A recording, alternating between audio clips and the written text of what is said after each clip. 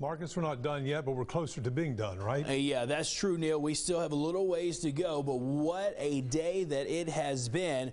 We had a lot of sleet fall across the central areas. You get north of Interstate 20, it was mostly snow that fell. And then over deep East Texas, we have had a lot of sleet and freezing rain and accumulating ice all across our southern counties. So let me put all of that together in our winter weather reports for us here. And you can notice that we have many of those reports. Now, amounts range from sleet anywhere between about 1/10 to 1/4 of an inch of sleet to as high as almost 3 inches of sleet in some areas. I just got a report in from a viewer who has been seeing some sleet over in Chapel Hill. They are now up to about 1.5 inches of sleet that has come down. It's still sleeting for them, but our icy problems mainly have been confined down over sections of deep East Texas for us. Now, here's what we have right now on live Doppler radar. We're still looking at some pockets of some heavier rain that continue to move on through. And I want to give you a closer look here on what we're seeing. We're going to zoom in a bit closer, and you notice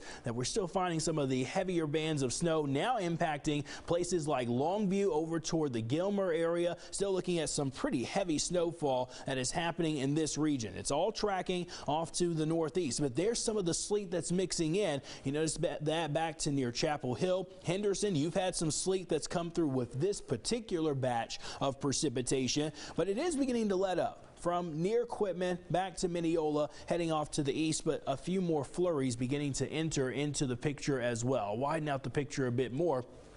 From Mount Pleasant over toward Linden, still seeing some of the moderate to heavier snowfall, and there's that light batch of snow back off to our west and to the southwest. Now, deep East Texas, you're mainly done with all of this. However, you could still have some freezing drizzle possible tonight, which just essentially adds insult to injury on what has already been a rather intense weather day across our southern counties with all of that ice that has been moving through. Because of the heavy snow, visibility in Gilmer down to 1 mile at this time, 5 miles of visibility in Longview and 3 in Tyler. A good indication here that we still have some snow falling, and that's reducing the visibility just a tad. Now, this system is pulling away, but we have another weak upper level system that is going to develop tonight across portions of the Texas-New Mexico border. You notice some light precipitation now, and that's going to spread some moisture into central Texas, and that means another round of snow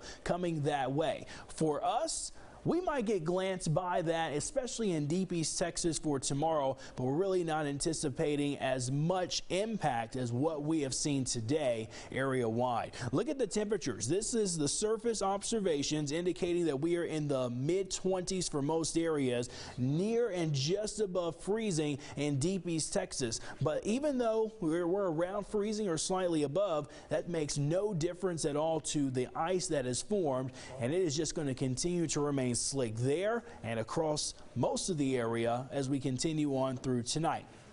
Here's 6 o'clock with FUTURECAST.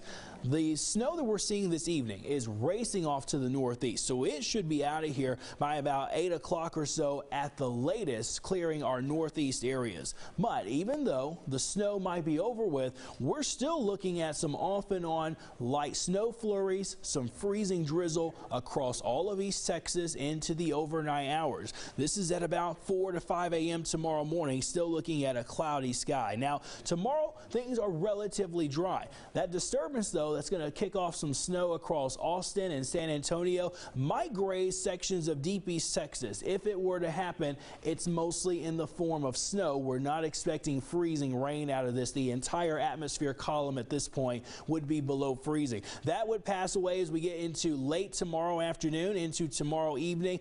There might be some decreasing clouds after about 4 or 5 o'clock, but especially into Friday, that's when we expect the cloud cover to decrease. This is going to set the stage for a hard freeze area-wide coming in on Friday morning. We'll show you the 7-day forecast, and things are going to start to improve over the next few days. I think one of the biggest problems and one of the things to take away is that because we have so much on the ground in regards to snowfall, sleet, freezing rain, ice, it's going to take more time for that to melt, and that means the warming of the day is going to be impacted. So when we get sun on Friday afternoon, the temperature just barely getting above the freezing mark. Things refreeze on Saturday, but then 38 in the afternoon.